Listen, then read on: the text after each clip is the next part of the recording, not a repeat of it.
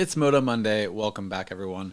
And thank you for all the love and support. Hope you guys had an amazing Christmas. We had a lot of fun. We were actually out at the local mall giving away free presents on Christmas Eve to shop goers out there. It was a lot of fun.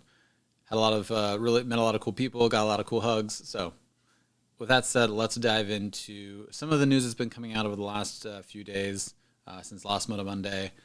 And we'll start off with some stuff about Ukraine, right? So, you got Ukraine getting the Patriot battery and other defense systems, and and then also talking about increasing the amount of money and aid we're going to be sending over there. We're already at $68 billion in funding to the Ukraine, and there's been studies and tracking that's come out that has said basically that of that 68 billion, there's close to $50 billion that's completely unaccounted for, that we don't even know how it was spent. And now Congress is asking for another 37.7 billion, which brings the total to over $105 billion that we're looking at going to Ukraine, which is one of the most corrupt countries on the planet. I don't know how we keep an administration in office who is not looking at what is going on right here in our at home, with inflation, with people struggling, with the homeless problem we have in almost all the major cities, with the amount of homeless veterans that we have, with the veteran suicide rate, with you name it. We have so many of our own internal problems. I don't understand why we're so focused on helping Ukraine. Again, this goes back to the whole airplane model, right? We can't help others. We can't be that 911 force without putting our own mask on first. The whole idea that we're sending them one of the greatest, air defense systems that's around, and sending over just billions and billions of dollars, it blows my mind. Although it seems like everything blows my mind these days, whether it be the Commandant of the Marine Corps' new FD-30 plan, whether it be this whole scenario, it's mind blowing, man. I don't understand how we keep getting led down this path, and there doesn't seem to be an end in sight. Really, it just happens to be something that we're having to deal with, I guess. Like I don't even know how you go about changing any of this, because it just seems like they're so dead set on taking American tax dollars and just handing them to Ukraine. So the other thing we're going to touch on briefly really quick is Biden signing the new National Defense Authorization Act. Now, I think it's good that the act gives out over $800 billion for shipyards to start. I think there's like 5 or 6. There's money in there for 5 or 6 new vessels, naval vessels.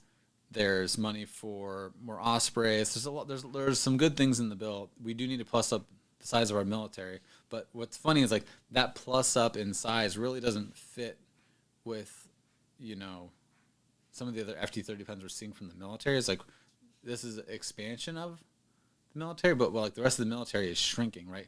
They're not meeting recruiting goals. They're not, you've got, the intentional dismantling of the Marine Corps, basically, with the Commandant's FD-30 plan of getting rid of tanks, getting rid of helicopters, decreasing the size of the infantry, which is fucking insane. Sorry, it is. I have no idea what's going on. Something weird is happening, and it's happening right in front of our eyes if we just look at it. But whatever it is, it's fucking weird. It doesn't make any sense. The focus should be on plussing up the military, finding ways to retain the good service members that are there.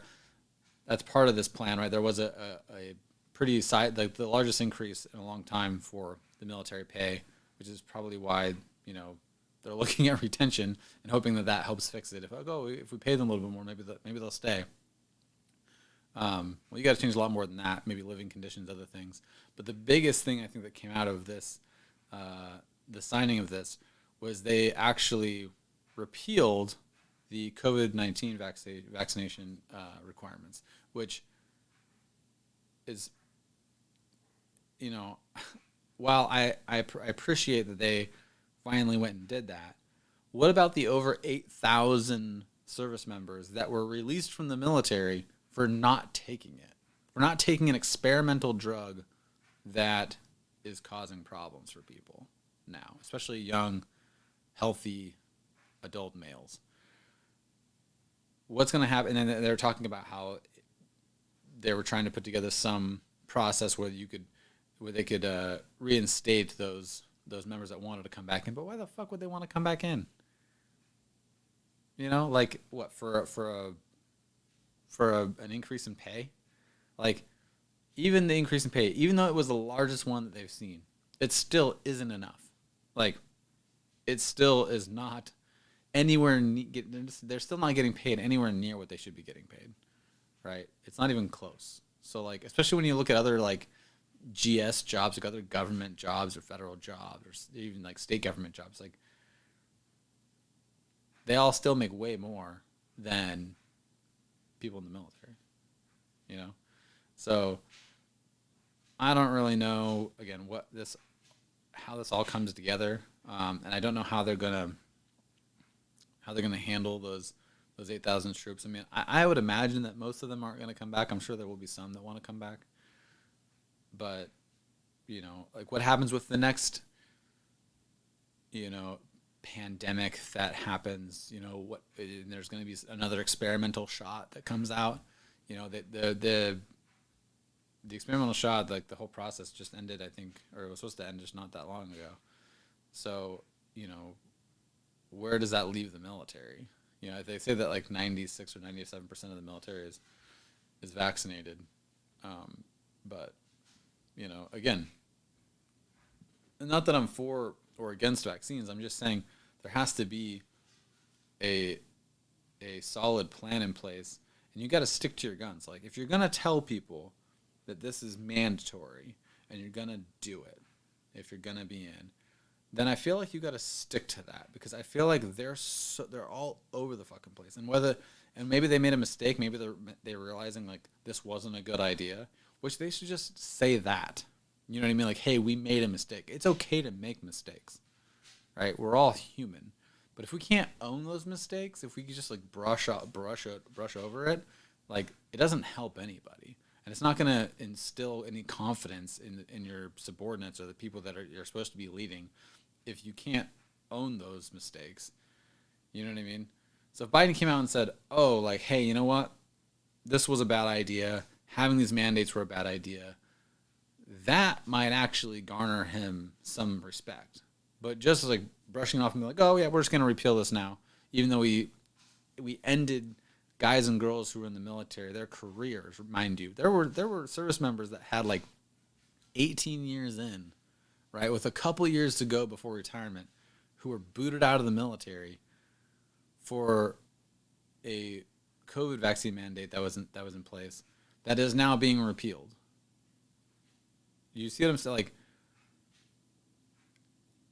it's just ludicrous. You know what I mean? Like, you shouldn't be making that large of mistakes either at the same time. You know, maybe that's why they're not willing to talk about it or say, hey, my bad. You know what I mean? But I feel like you have to. I feel like you have to own it. Like, if you're a leader, you have to own those things. So that's just kind of my take on what I've been seeing. You know, what's come out over the last few days that I think is pretty interesting. One last thing I will touch on, if you guys haven't seen it, it's just started happening basically. But the Chinese have been running a ton of drills, and I think they sent like 42-ish planes or aircraft to fly over and doing like drills over Taiwan. You know, and that's the largest. It's the largest exercise that's happened since Pelosi was there last. So, you know, they're getting pretty ballsy, and honestly, I don't think they give a shit at all about what America thinks or whatever. I think that China most likely will invade Taiwan, and I don't think that America's going to do fucking fuck all about it. They're not going to get, and I promise you, I promise you, Taiwan is not going to get the same aid that Ukraine is getting because money can't be laundered through Taiwan in the same way that it can be laundered through Ukraine. So just watch for that because it's going to be pretty tell-all. You know what I mean? That, and I mean, you know, they'll say like, oh, well, we don't like. They'll probably say something to the tune of like, oh, we don't want to get involved because we don't want to start a war with China. But it's like, what about Russia? You don't want to start a war with Russia, or do you? Like, we'll see. We'll see. It's going to be interesting. It's going to be fun. It's going to be it's going to be an interesting time to be alive over the next few years. So, I will see you guys tomorrow for Tactical Tuesday. As always, stay loose, battle on, and if you bitch in your heart, it'll show.